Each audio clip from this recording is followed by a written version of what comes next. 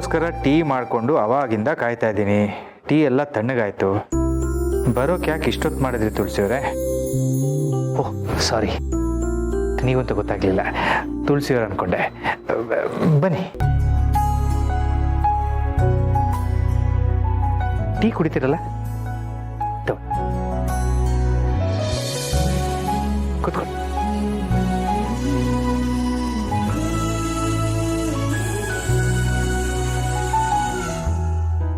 ಪರವಾಗಿಲ್ಲ, ಟೀ ಕುಡೀರಿ.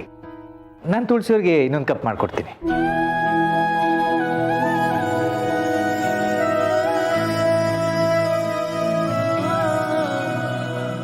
ಟೀ ಚೆನ್ನಾಗಿದೆ. ತುಳಸಿಯವ್ರಿಗೂ ನಾನು ಮಾಡೋ ಟೀ ಅಂದರೆ ತುಂಬ ಇಷ್ಟ. ಅಭಿ ಚಿಕ್ಕನ್ನಲ್ಲಿ ಅವರು ಓದ್ಕೊಳ್ಳೋವಾಗ ನಾನು ಟೀ ಮಾಡಿಕೊಟ್ರೆ ಅದನ್ನು ಕುಡಿದು ಖುಷಿಯಿಂದ ಓದ್ಕೋತಾ ಇದ್ರು. ಸಮರ್ಥ ಯಾಕೆ ಈ ಮನೇಲಿಲ್ಲ?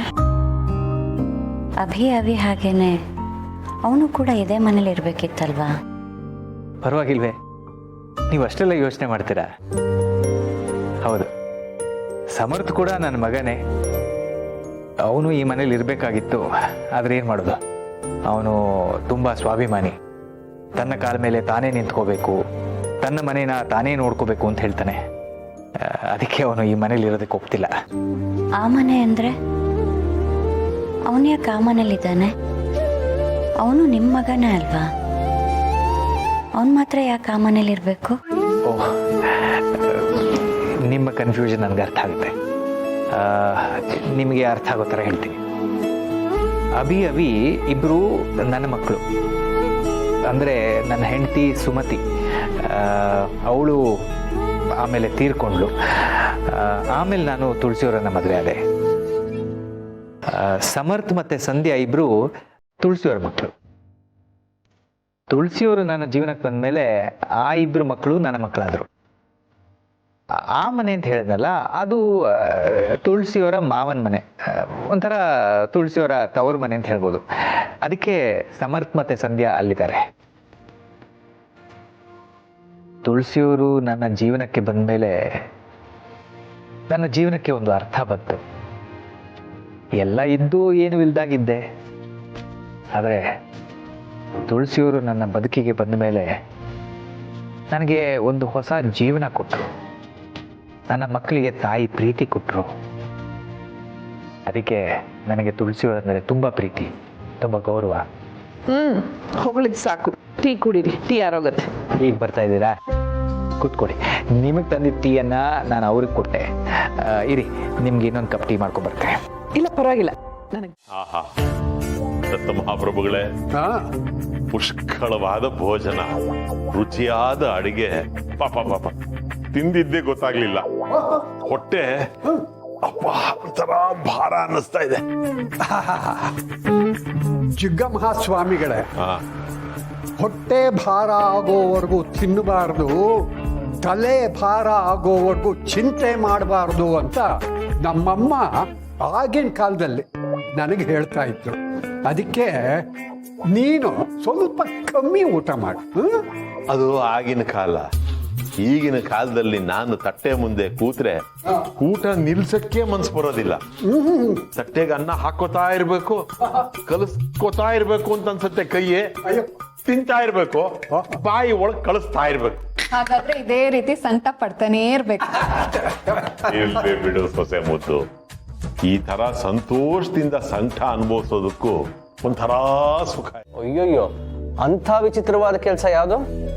ವಿಚಿತ್ರವಾದ ಕೆಲಸ ಅಲ್ಲ, ವಿಶೇಷವಾದ ಕೆಲಸ. ನಮ್ಮ ಮೀರಾ ಪಾಪಗೆ ಕಿವಿ ಓಲೆಗಳ ಡಿಸೈನ್ ನೋಡ್ತಾ ಇದ್ದೀನಿ. ಓಹೋ, ಎಲ್ಲಿ ತೋರಿಸಿ.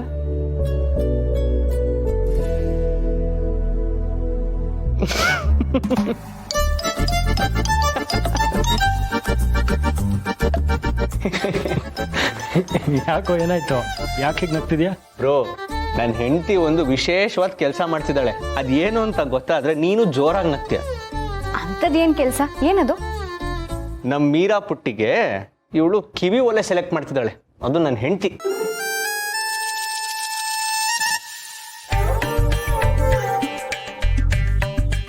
ಏನಾಯ್ತು ನಿಮ್ಗೆಲ್ಲ? ಯಾಕೆ ಹೀಗೆ ನಗ್ತಿದ್ದೀರಾ? ದೀಪಿಕಾ, ನಾವು ಮಗುಗೆ ಕಿವಿ ಚುಚ್ಚಿಸ್ತಿದೀವಿ ನಿಜ, ಆದ್ರೆ ಈಗಲೂ ಇಷ್ಟು ದೊಡ್ಡ ಇಯರಿಂಗ್ಸ್ ಎಲ್ಲ ನೋಡ್ತಿದ್ಯಾ, ಅದು ಇಂಥ ಡಿಸೈನ್ಗಳನ್ನ ನೋಡ್ತಿದ್ಯಾ. ಈಗ ಕಿವಿ ಚುಚ್ಚಿಸಿದ್ಮೇಲೆ ಒಂದು ಚಿಕ್ಕ ಸ್ಟಡ್ ತರನೋ ಅಥವಾ ಮುರುಗ್ ತರನೋ ಓಲೆ ಹಾಕ್ಬೇಕು. ಒಂದು 6 ತಿಂಗಳು ಅದನ್ನ ಹಾಗೆ ಬಿಟ್ಟು ಆಮೇಲೆ ಡಿಸೈನ್ ಆಗಿರೋ ಓಲೆ ಹಾಕ್ಬೋದು. ಓ ಹಾಗಾ? ಅಯ್ಯಯ್ಯೋ, ನಾನು ಸಂಜೆಯಿಂದ ಕುತ್ಕೊಂಡು ಅಷ್ಟೆಲ್ಲ ಡಿಸೈನ್ಸ್ನ ಸೆಲೆಕ್ಟ್ ಮಾಡಿದ್ದೆ, ಎಲ್ಲ ವೇಸ್ಟ್ ಆಗೋಯ್ತಲ್ಲ. ಏನು ವೇಸ್ಟ್ ಆಗಿಲ್ಲ. ನೀವು ಸೆಲೆಕ್ಟ್ ಮಾಡಿರೋದನ್ನೆಲ್ಲ ತೆಗೆದಿಟ್ಕೊಳ್ಳಿ. ಅದು ಅವಳು ದೊಡ್ಡವಳಾದ್ಮೇಲೆ ಹಾಕಿದ್ರೆ ಆಯ್ತು. ಹೌದಲ್ಲ, ಈ ಐಡಿಯಾನು ಚೆನ್ನಾಗೇ ಇದೆ. ಆದರೆ ಮಗುಗೆ ಹಾಕೋಕ್ಕೆ ಚಿಕ್ಕ ಸ್ಟಡ್ ಆಗಲಿ ಮುರುವಾಗಲಿ ಹಾಕಬೇಕು ಅಂತ ಹೇಳ್ತಿದ್ರಲ್ವಾ, ಅದು ಏನೇ ಆಗಿರಲಿ ಅದನ್ನು ನಾನೇ ತರ್ತೀನಿ. ಅದನ್ನ ಕೇಳ್ಬೇಕಾ? ನೀನು ಮಗುಗೆ ಅಮ್ಮನೇ, ಅವಳಿಗೇನ್ ಬೇಕು ಅಂತ ಅನ್ಸುತ್ತೋ ಅದನ್ನ ನೀನೆಲ್ಲ ಕೊಡಿಸ್ಬೋದು, ಸರಿನಾ? ಏನದಕ್ಕೆ ಹೀಗೆ ಹೇಳ್ಬಿಟ್ರಿ? ನಮ್ಮ ಮೀರಾ ಪುಟ್ಟಿ ಯಾರ ಥರ ಬೆಳಿಬೇಕು? ನಿಮ್ಮ ಹಾಗೆ ಲಕ್ಷಣವಾಗಿ ಗೌರಮ್ಮನ್ ಥರನೋ ಅಥವಾ ಇವಳ ಥರ ಫ್ಯಾಷನು ಟ್ರೆಂಡು ಅಂತನೋ? ಅವಳು ಹೇಗೆ ಬೆಳೆದು ನಮ್ಗೆ ಚಂದಾನೆ. ಒಟ್ನಲ್ಲಿ ಅವಳು ಸಂತೋಷವಾಗಿ ಬೆಳಿಬೇಕಷ್ಟೆ. ಕೇಳಿಸ್ತಾ? ನಿಂಗೆ ಯಾವಾಗಲೂ ನಾನು ಕಾಲು ಎಳೆಯೋದೇ ಕೆಲಸ. ನೋಡ್ತಾ ಇರು, ಮೀರಾ ಪುಟ್ಟನ ಮಾಡೆಲ್ ಮಾಡ್ತೀನಿ. ಅಷ್ಟೇ ಅಲ್ಲ, ಅವಳಿಗೆ ಭರತನಾಟ್ಯ ಕಲಿಸಿ ನಮ್ಮ ಸಂಪ್ರದಾಯದ ಪ್ರಕಾರನೇ ಬೆಳೆಸ್ತೀನಿ. ಅಬ್ಬಾ, ಇದಪ್ಪ ವರ್ಷೆ ಅಂದ್ರೆ. ನಿಮ್ಮಿಬ್ರು ಮಧ್ಯೆ ಸಿಕ್ಕಾಕೊಂಡು ನಮ್ಮ ಪುಟ್ಟ ಲಕ್ಷ್ಮಿ ಹೇಗೆ ಬೆಳಿತಾಳೋ ನಾನು ನೋಡ್ತೀನಿ.